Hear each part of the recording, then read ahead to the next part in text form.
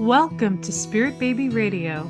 I am your host, Kelly Meehan, a citizen of the universe and a passage keeper and mentor for our new Earth children. I believe we are entering into a new psychic structure of our reality, and it is meant to embody deeper trust and ways into solid self-love and fearless integrity. Our new world energy of spirit babies needs us to consciously create within conception, trust pregnancy, and have freedom to birth and parent from innate wisdom. This is Spirit Baby Radio.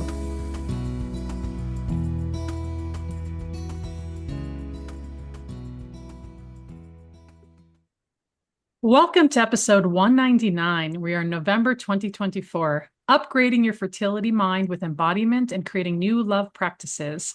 How do you experience re-regulation of your nervous system? What does it mean to use the mind to heal?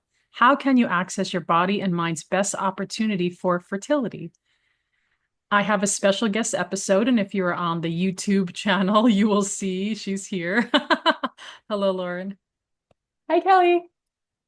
And I'm going to read about Lauren in just a minute, but I always like to kind of check in and how we connected. I always find that so fun. Like, I think it was just through Instagram. And Yeah, I was looking at some names of Fertility Summit and your name popped up and it spoke to me. And so I reached out to you. I also bought your book. And then I think that's how we started talking because I started reading your book and like fell in love with it like right away. And so I wanted to share that love with you. I know. And then all of a sudden I was like, I don't know what it was. This is why I love energy just kind of does its thing. We don't, all of a sudden I'm like leaving her a voice message like I want to meet you, and then also I'm like I want you on my podcast. And this is my reality. I just go with the impulse of feeling, and I loved it because we had such good conversations and connections, and then I was like, oh, you got to come on my podcast, like let's get this going. And thank you for loving the book and saying that. Everybody listen. I've been, in my own fertility circles and the women I get the chance to work with, I've been telling them all about it. And Oh, nice. yeah, Awesome. I love it. yeah. So let me read your lovely bio here, and then we're going to kind of jump in. Lauren Enright is a former neuroscientist and school teacher turned holistic fertility coach, mindfulness, meditation, and fertility yoga teacher and birth doula. With her traditional academic background in the sciences and human behavior, nearly 2 decades of study and personal practice of mindfulness, yoga, and meditation, Lauren's approach to her work brings into harmony Western and Eastern mind-body modalities, or science and spirituality. Through a combination of belief, reprogramming, breathwork, meditation, embodied movement for nervous system and emotional regulation, Lauren has helped hundreds of women on their fertility journey reconnect with their body, process difficult emotions, regain trust that they will get and stay pregnant, and become the mother they long to be. Lauren is a visionary, optimist, and passionate heart-based leader. She loves the outdoors, good food, community, and connection bring her great joy. Whether she's teaching yoga, coaching fertility clients, or providing doula support, her goal is the same: to educate, empower, and to support you on your motherhood journey. Lovely. I love your bio. Nice. Thank you. It's, I feel like over 5 years or Yeah. so, you tweak it as you go. I love that the things that really jumped out at me was I want to talk nervous system, and I love the term emotional regulation. And I know there's a lot of science to it, and I'm sure we could bring it into easier, connection. And I'd even love to hear there's a lot of things I want to hear. Now let me reverse a little bit. Fertility. What brought you into supporting fertility specifically? I feel like it's so specific, right? And then you do birth. We were just talking before about the birth doula-ing, and I was like, oh, that's so interesting because they're so collaborative, but they're very different spaces to be in for sure. So yeah, what brought you into fertility? Yeah, so I think maybe my story is a little bit different than some. And it's really my answer is my heart. And yeah, just trusting my intuition and so that's basically how it began. But it was actually my work as a birth doula that brought me to my fertility work. So at the time when I had transitioned to doing the birth doula work. So I used to be a neuroscientist, like you mentioned in my bio. And then I was a high school science teacher for almost a decade. And then that's when I had my two children. And after my second was born, that's really when I made the pivot and the decision that I didn't want to go back to teaching high school and that I wanted to pursue something different. And it was actually my own birth with my son, who was my second child, that inspired me to become a birth doula.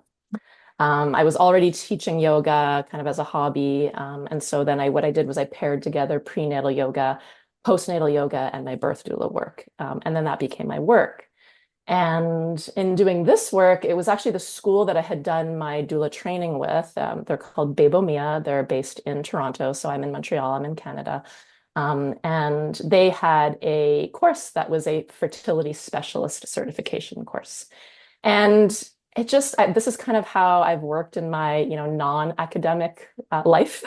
So I feel like I have like my academic life, traditional academic training. And then kind of in the past few decades, it's been my non-academic life. And I just make these heart-based decisions of it just felt right. I was like, I need to take this course.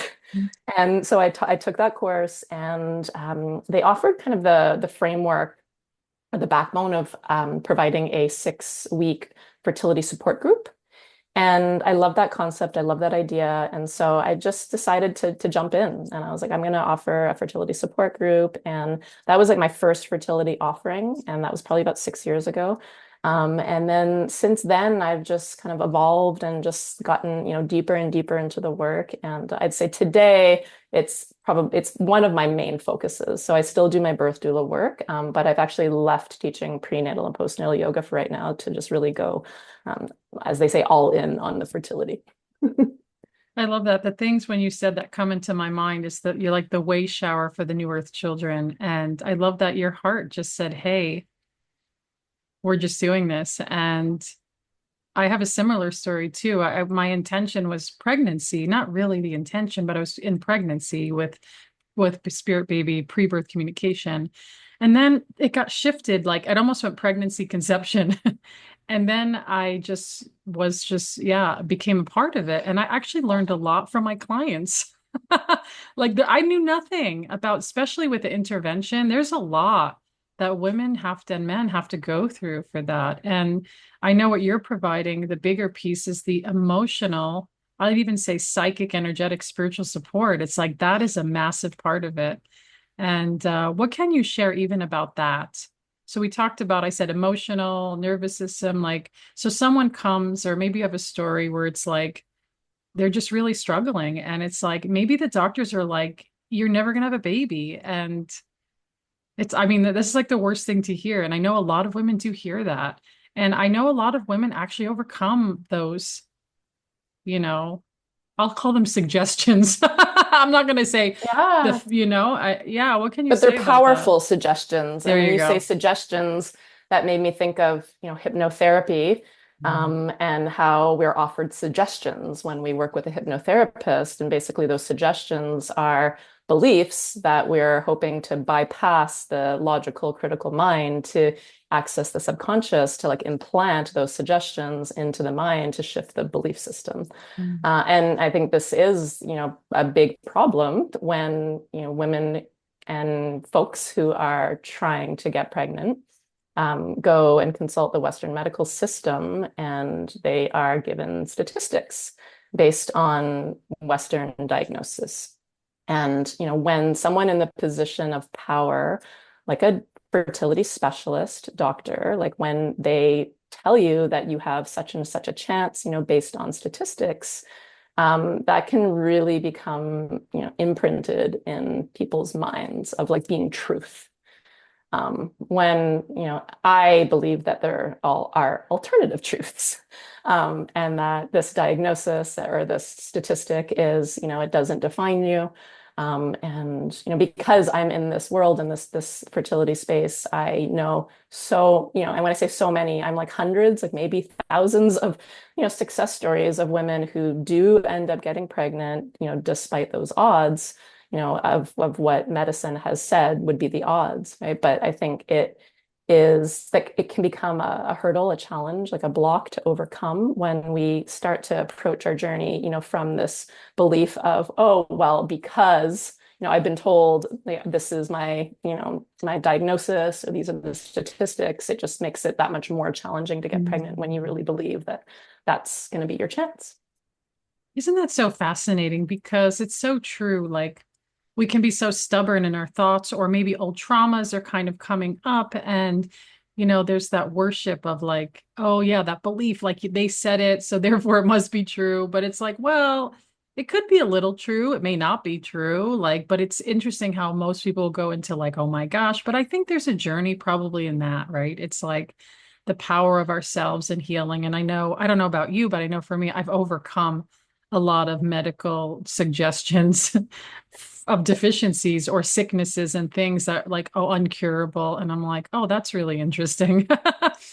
And it makes you just kind of step back and really look at things from your own perspective. And I often say that we are our own health advocates. Like we can't, we have to be the ones that are actually doing it. But I know it feels good. Like I want someone to do it for me. And you can get help, of course. I mean, when we resonate with certain frequencies with holistic or medical support, they're frequencies. And oftentimes it's never really about what's being done. It's the energy of the person is what I'm noticing and connecting with. And so that is the space where we can open and heal to a different level. And I don't know about you, but oftentimes I feel like infertility to me is like an awakening for something else. Absolutely. Yeah. And that could be And self-defined too. It's not like, oh, this is your reason. yeah, and there are, I said like about truths. Well, I like to say, okay, well, there are many truths. And so it's beginning to open to the new possibilities that, what is this here to teach me? I know it's a really Mm. hard thing, especially when we're struggling and we're in a lot of pain and we're really like narrowly focused on, we just can't make happen the thing that we want so desperately. It's hard to like kind of take perspective and take a step back and be like, okay, like what is this here to teach me? Or, how can I see this really painful struggle as an opportunity? That's what I like to help my clients do as well, is to like shift. But I'm very well aware that that's challenging. Yeah, and what I like to call that is alchemy. It's like, how are we Mm. alchemizing the struggle? It's like the opportunity. And it is really hard. You're right, of course. It's not, we're not glossing over it. It's just kind of like, especially when it comes to loss. It's like it's not about like moving on. It's about just kind of connecting with an internal terrain that's just going to be different. I like the word different. It feels more like permission because hard things are going to happen with, in life, but also in the fertility journey. I'm sure you've heard a lot of different experiences of, you know, medical issues or even just high levels of doubt or now I'm curious in how, we talk about I hear a lot, I should say, in the world of self-help around breath work. Mm. I'd love for you to kind of define like maybe how you do that, what that connection is. Yeah. Yeah. Yeah. So I like to I like to educate. I have this educational background. I really love to teach. I like to take complex concepts and break them down to have people, you know, able so that people are able to easily understand things. And so I think it's important to make the distinction between breath work and what in yoga we call pranayama. So while they're both similar in that they're both working with the breath, what we see today online, like, especially with social media and all of the content that we're bombarded with if we're on social media, is like there's a more, I don't know if I would call it modern, but there just seems to be a trend towards Mhm. breath work, versus pranayama, which is very like an ancient tradition. Um, and while they're both working with breath, I always just make it clear that, so I'm not trained in breath work, so I can't speak to breath work, but I can speak to pranayama and how we work with the breath in what I do in my fertility yoga. I think both are the similarities are that we're working with the breath and that we're working with the nervous system, through how we are inhaling and how we are exhaling. So this is the, tying in and infusing the science or the neuroscience, the nervous system regulation piece into breath work or pranayama. is that the inhalation is linked to your sympathetic nervous system, which is activation. And your exhalation is linked to your parasympathetic nervous system, which is that down regulation response. Right? So I like to use, a system with my students and clients where, I always say like you can't change what you're not aware of. Mm. Okay, so rather than just like giving them, and I think this is kind of a product of our society and world, is like we're very prescriptive. It's like here, like do this exercise, right? And then, so people will just like, and also like there's like, I know so much programming of like good girl syndrome and wanting to perform. And so like we want to be good and do the exercise as we're being taught and told, right? But I feel like it's a little bit disempowering because then we're just doing it. We don't really understand why we're doing it. And we also don't have kind of the baseline of what our natural habits and tendencies are. So the way I teach breath work or pranayama is that, I always like to get my clients to first just really become aware and recognize like what their pattern is, especially like if we're going to be doing a breathing exercise, it would be like, okay, just, pause and just notice like what is the rhythm of your breath? Is the length of your inhale, either the same, shorter, or longer than the length of your exhale. So that's one thing we do is just notice and compare, right? And then the other thing we do is notice where we feel the breath in the body. Because so often people will find that their breath is very constricted in the low abdomen and that they'll notice that they really are breathing a lot more in their chest and their heart area. So from that baseline, then we start to look to, okay, well, how can we use the breath as a tool to help us regulate? Okay, so one thing is that we want to really allow the breath to come, further down into the lower abdomen, especially into the pelvis, right? Because the pelvis is housing the reproductive organs. And so we really want to be able, the breath can also help release tension, right? So if we're breathing down into the pelvis, then we're helping to also relieve tension there.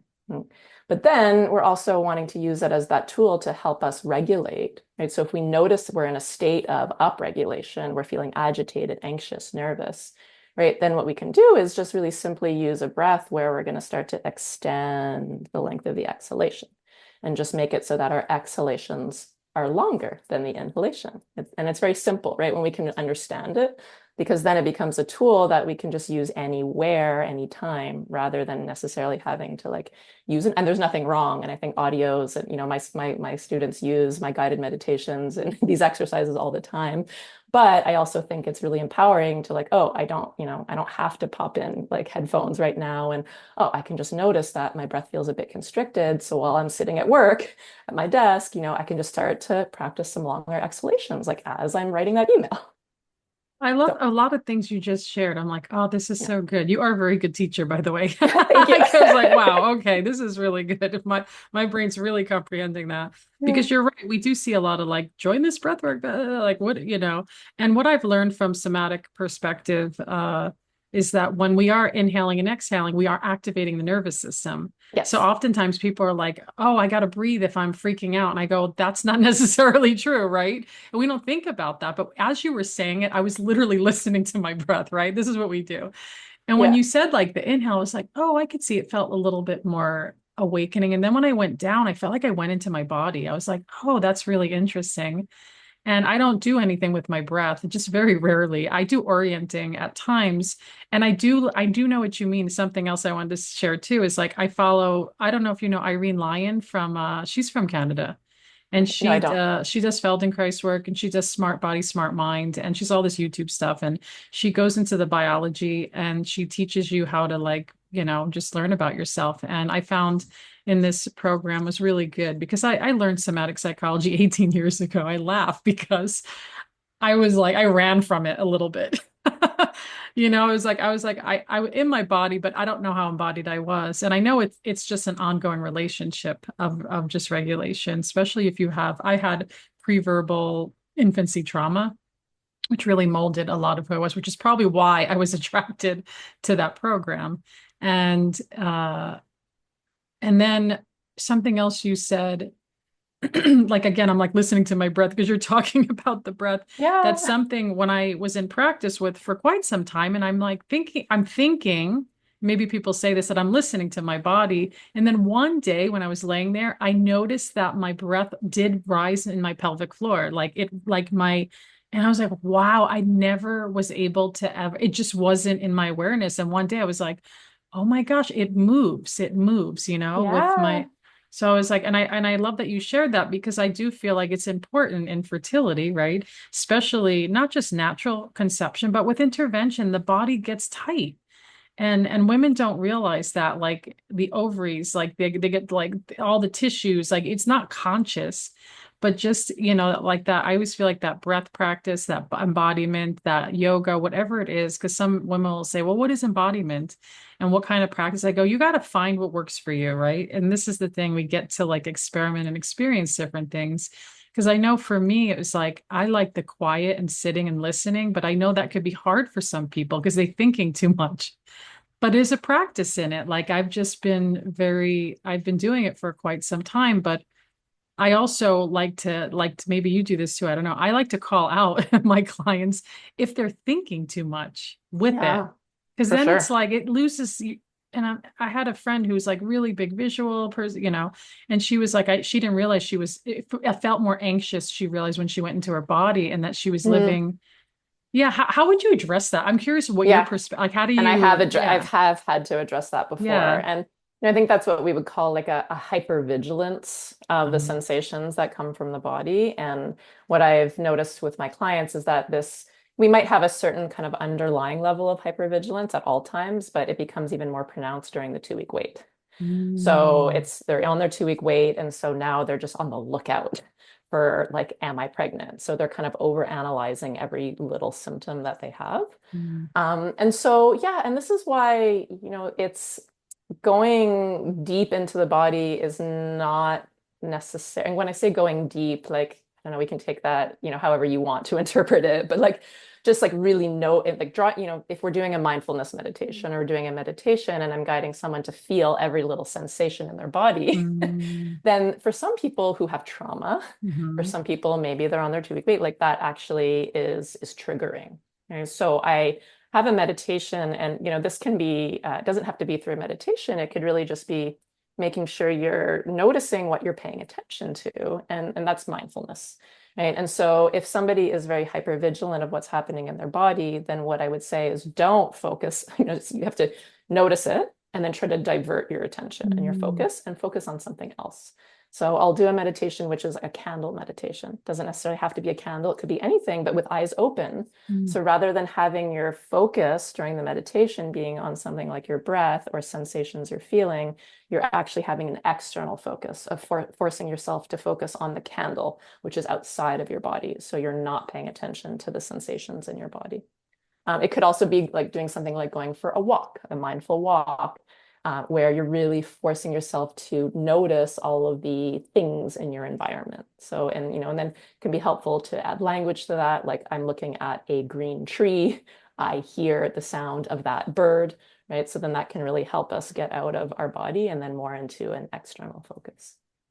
yeah, that makes a lot of sense. It's true, like the 2 week wait, or yeah, there is such a thing. I know what you're talking about. There is such a thing of like hypervigilance, or just like almost like I have to be embodied, or that kind of pressure, like, and then what happens is you're literally in your head the whole time. You're not even in Yeah. your body. And that's very challenging. And I want to say that because I know those tuning in are like, oh crap, like I'm caught.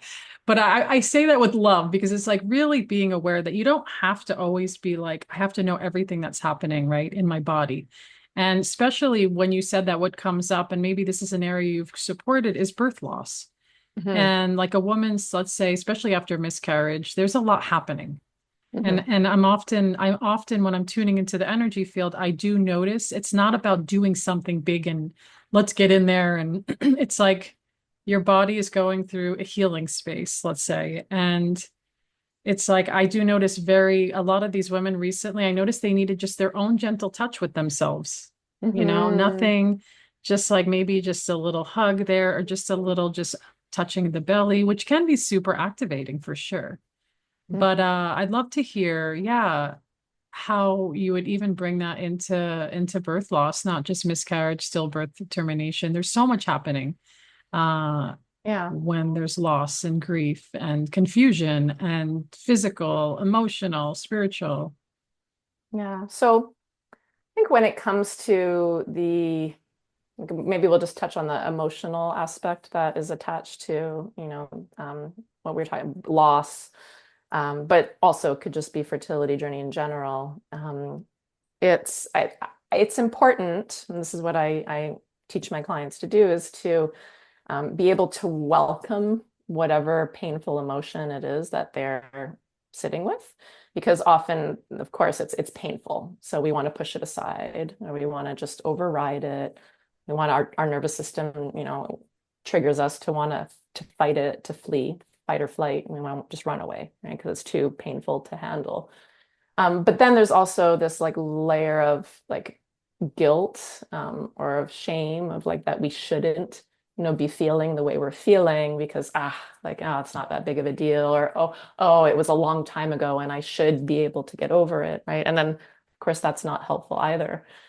So I think, and then there's also the whole culture of toxic positivity, of like, oh, like I have to be positive, and these, and we're also taught to that there are certain emotions that are good emotions, and then like other emotions are bad emotions. So just a little bit of education around like, well, there's no such thing as a good and bad emotion. Like those quote unquote bad emotions, they're simply part of the human experience. They're natural, they're normal. We're all going to experience them, at varying times, and they're there to teach us something, and they're important, right? So I think that then takes off first, like the shame. Okay, so I'm allowed to feel how I'm feeling, and then just like allowing yourself to accept. So when I walk my clients through a program that I have that's called Fertile from Within, and I lead them through a series of meditations. The first meditation is on forgiveness. Mm. And then the second meditation is on acceptance. And often those two bring up a lot and are challenging and difficult, but I really believe that's part of the healing process. And I believe that before we can go on to welcoming more positive emotions, that we first need to be able to accept the more quote unquote negative, or the more challenging ones that are there. And then once we can come to a place of acceptance for them, then we can start to feel like we can genuinely move on to bringing in more higher vibrational or positive emotions. Yeah, I like what you said about forgiveness and acceptance, especially forgiveness. I think that's huge because I haven't met a woman yet in miscarriage, especially who doesn't feel like they did something wrong. Absolutely. And it's like, I mean, it's like honestly, like if I think maybe like one person out of like thousands, really, because it's just, I feel like it's that instinctual connection of love and like I must have done something wrong.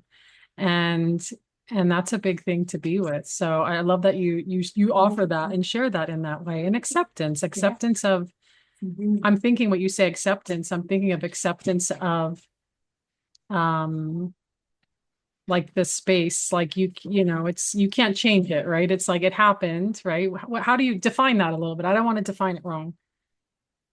Define acceptance. Like how you bring that in that like how would you? Yeah, well, I think it's a if I can remember once the way I worded this, I'm like it's almost like a acceptance is a two-part process, that before we can actually get to the point where we can accept, we have to allow. Mm. And Okay. so allowing, like, and I mean maybe even before the allowing, it's recognizing like what's Mm. there, because I think often because of overwhelm, or just because of not necessarily having been, taught about emotions, or not having that like emotional intelligence that we talk about. And not to say that people are not intelligent, but it's just this is also part of our upbringing and cultural. It's like cultural.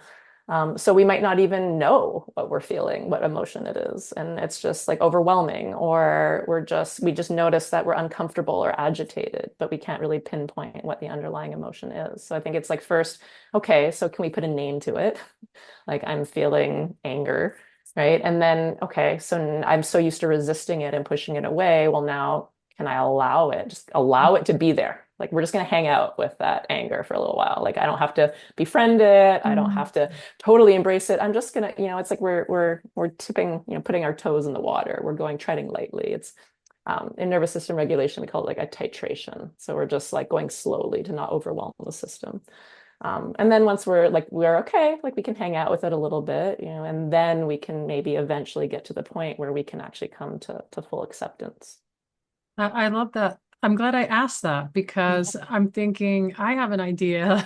Maybe other people are like, oh, but I like allowing is like one of my favorite words to like use because it feels like it makes space for, like you Mhm. said, you're just like it's here. You're holding neutrality for whatever the energy is of the person without the judgment. And I really felt like when you said that, it makes me think of, and I feel like you do the same thing as when we're like, I know people use the word holding space in different ways, but that's what we're really doing to Mhm. like being able to even be in energy with other people that have difficult emotions is really, I think, powerful because you're not judging it, you're not fearing it. You're like, oh, it's here. Let's talk about it. Let's be with it.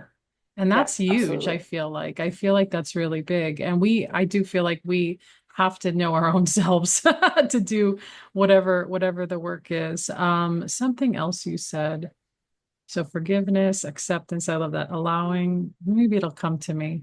I can't remember what it was, but and I think about, yeah, speaking like we talk about loss, birth loss, but you're right. There's even infertility has grief and loss in it too. And Absolutely. I know in the grief space is, potent with some people. I do notice, and maybe you see this too in your culture and your world, because I know there's different energies and different rituals around death, but there's not a lot of, and I work with people around the world, so I hear a lot of different things, but it's like there's no permission Mm. to really be in grief. Like people don't want to be in it. And something you said about being positive, negative, I always feel like positivity, negativity are like touching each other and we move into either or like it's unrealistic to be this positive being all the time in a way where well maybe the negative is just a judgment anyways but it's like we go through different things and I almost feel like I want to see the world really like take that in more because then I feel like we stay in fleeting moments with feelings, right? It's not like we're held right by Mhm. certain things and we're just like okay, I'm just going to stay here in this negative space forever, even though it can feel like that. I mean, I don't want to minimize that for people. It really can, right? But it's also like, oh, how do we hold neutrality for things always change, right? And yeah. Mhm. Yeah, and I find it tricky when we're working with emotions and regulating because I think it's important to let yourself feel how you're feeling, right? So we want to allow the emotion to be there, but then at the same time, it's also possible to get really caught up in it and Yes. have it really take over. And then, the next thing we know, we're like down this like dark spiral and we wake up and we're like, oh my gosh, how did I get here? Right. And so I think it's finding that balance between can I hold space for the emotion? Can I allow it? And at the same time, can I empower myself and help myself using certain practices to try to move myself towards how I would rather be feeling in this moment? To me, when you say that, I think of years ago. I feel like maybe 2015 and on, there was this whole big movement of the shadow work, is what I felt like. Mhm. And it was Mhm. like, get into the shadow, get in there. But then you're like, okay, now I'm in the shadow and it's a fucking mess and I can't get out of it. And I started to realize as we're evolving in our frequencies consciously. So I like that you said that because it made me think of that, where it's like, and I've seen people do this, I'd say they worship or romance it. And Mhm. since I see energy I just see energy in a certain way. I call people out on it. And I say, wait, well, this is where you're leaning to depression, anxiety. This is in your field. What is this? Let's go into that. And I know in the shadow, whatever I was doing it too. And then I Yeah. realized, wow, it's so dark. And I was like, what am I doing playing in these dark spaces that don't want to change? Yeah. Because I think I have to go in and figure it. But then And it's, fix it all. But our yeah, clients do this. yeah. Well, my clients do this with fertility. And I see it. I work with a lot of, I feel like really intelligent, like cerebral women who are Mhm. like, their professional life asks them to, really use their logical mind and analysis. And so they approach their fertility struggle like from that, like, okay, I'm going to use logic to fix this, and I'm going to analyze all the data, and I'm going to do all the research, and I'm going to figure Yes. it out. Right. And then what I tell my clients is that like, well, that just reinforces the fact there's a problem, right? And so like where your attention Mm. goes, energy flows. And so they were just putting more energy on the problem. And so like, can we shift away from even believe? And that's hard, of course, because again, like my clients are very like realistic. And it's like, well, of course I have a problem. How can I pretend to believe that I don't have a problem? But it's like, Mm. this is part of, I think, that mindset work of like, can we shift away from that and then open up to, one of my core beliefs that I like to offer everyone is like, you are complete and whole exactly as you are. And it's just remembering that and coming back to the fact that you are complete and whole. And that's when you say that too, it's to me, it's the mental energy body.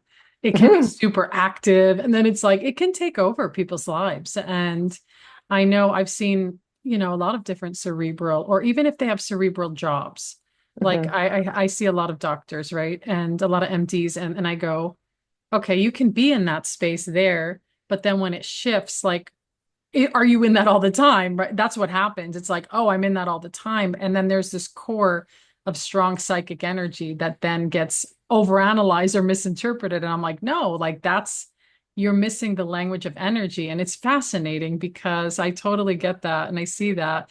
And yet there's transformation and there's change available in the experience. And I know that's what you bring to go, okay, like question it.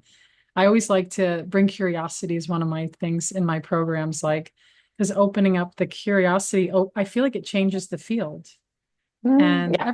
because, honestly, and I know people are tuning into this, we're all have certain levels of shadow negativity, and some things are very deep, but then we don't need to worship them, right? It's like, okay, like I know that me having nonverbal infancy trauma has really molded me in really horrible ways and really positive ways because I alchemized it.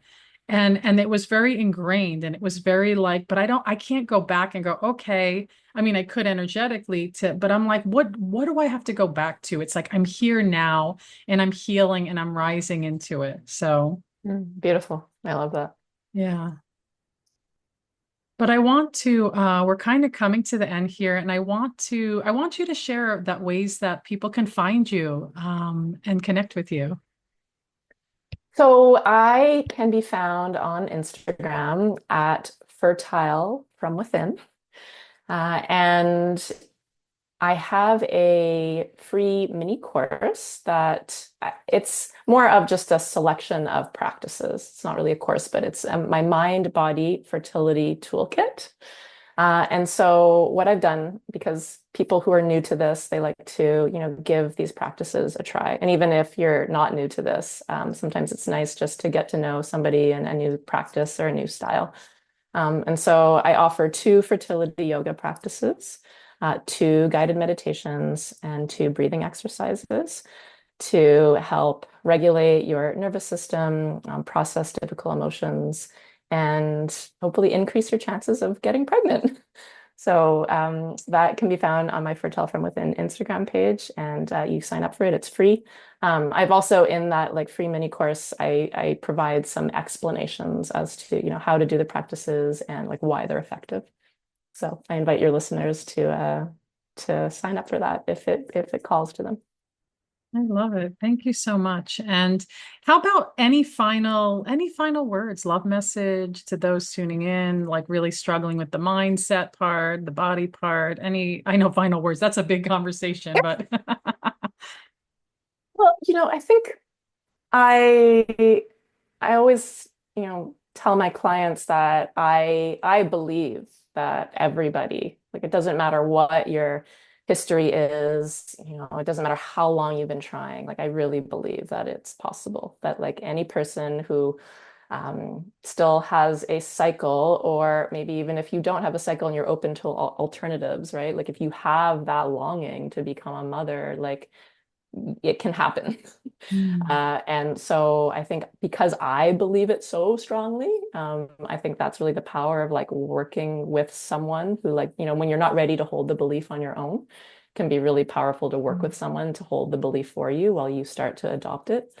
And also just the power of community. So a lot of my clients, some come without resistance to groups, but I just know from doing this work for a while, like there's a lot of shame around infertility, and sometimes feelings of lack of safety. And so people are a little bit reluctant sometimes to join a group program and just to be seen, in their struggle. But I also really profoundly believe that it's one of the most healing practices to be seen in your pain and struggle. So, if your listeners are currently not being supported in some way, beyond family, I think it's important to also, because sometimes as much as our family may or may not be like loving, it's good to have another space where we don't feel isolated and we don't feel alone in the journey.